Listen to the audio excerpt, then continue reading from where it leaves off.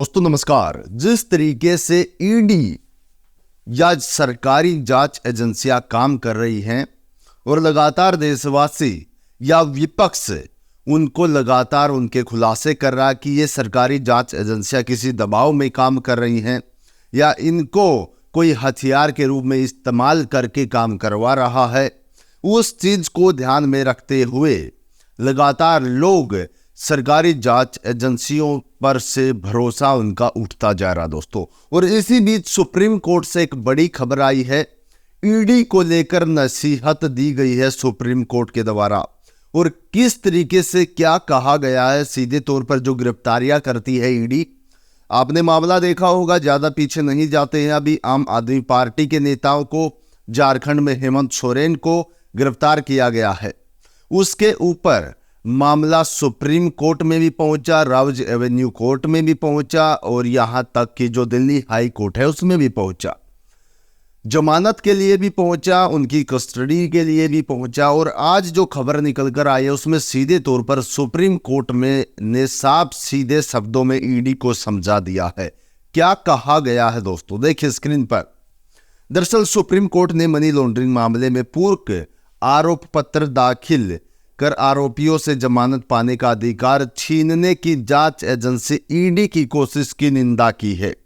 Supreme court ने कहा कि बिना किसी केस के आरोपी को हिरासत में रखना कैद की तरह है जो आजादी में बाधा डालता। जी हां, यानी कि बिना किसी केस के आप किसी को गिरफ्तार कर लेते हैं, कस्टडी के तौर पर उसको रखते हैं, लंबे टाइम तक उसको जेल में रखा जाता है। आपने देखा, हाल फिलहाल की बात करें, संजय सिंह की भी जमानत हुई है, 6 महीनों के बाद वो बाहर निकले हैं। और इस तौर पर किस तरीके से लोग कस्टडी के तौर पर ही अंदर हैं और उनको ना जमानत दी जाती। इस चीज को लेकर सीधे तौर पर सुप्रीम कोर्ट ने कहा है कि ईडी इस तरीके से जेल के अंदर उनको लंबे समय तक नहीं रख सकती है, ये उनकी आजादी में एक बाधा है। और उससे आगे क्या कहा गया, देखिए। जस्टिस संजीव खन्ना की अगुवाई वाली बेंच ने कहा कि कानून के तहत आप मामले की जांच पूरी किए बिना किसी को गिरफ्तार नहीं कर सकते।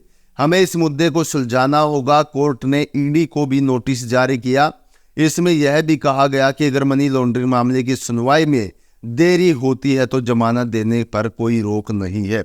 जी हाँ, सीधे तौर पर कहा गया कि देखिए, पहले तो ईडी गिरफ्तार कर लेती है, पूछताछ का मामला बताकर बुलाती है, फिर गिरफ्तार कर लेती है। उसके बाद सुप्रीम कोर्ट हो, दिल्ली हाई कोर्ट हो, राउज एवेन्यू कोर्ट हो, उसमें जाकर दलीलें रखती है कि हमें इसकी कस्टडी चाहिए। अगर ये बाहर रहेगा तो अपने सबूत मिटा सकता है, ये सब कहकर कस्टडी भी ले लेती है, लेकिन उसके बाद ज्यादा लंबे समय तक उसको अंदर भी रखा जाता है।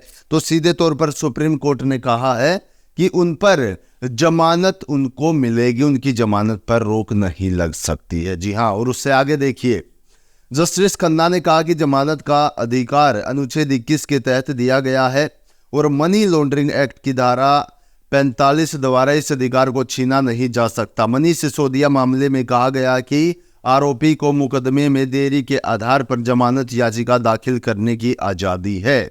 जी हां, यानी कि अब सीधे तौर पर, और एक और बड़ा खुलासा इस पर हुआ है कि अब तक ईडी सीबीआई के द्वारा 95% अगर देखा जाए तो विपक्षी नेताओं को रेड का सामना करना पड़ा। ये खबर निकल कर आई, आप स्क्रीन पर देख सकते हैं, न्यूज़ 24 की तरफ से प्रकाशित की गई है। सीधे तौर पर 95% नेता जो विपक्ष के टारगेट किए गए हैं, यानी कि जो विपक्ष कह रहा कि हम पर ईडी छोड़ी गई है, सीबीआई छोड़ी गई है, वो कहीं ना कहीं वो बात सच साबित होती इसमें नजर आ रही है दोस्तों। और फिलहाल सुप्रीम कोर्ट ने इस तरीके से एक्शन लिया है और ईडी पर कहीं ना कहीं रोक लगाने की यहाँ पर कोशिश की जा रही है कि जिस तरीके से जमानत पर रोक लगाई है तो वो नहीं लगनी चाहिए। आप लंबे समय तक किसी को अंदर नहीं रख सकते हैं।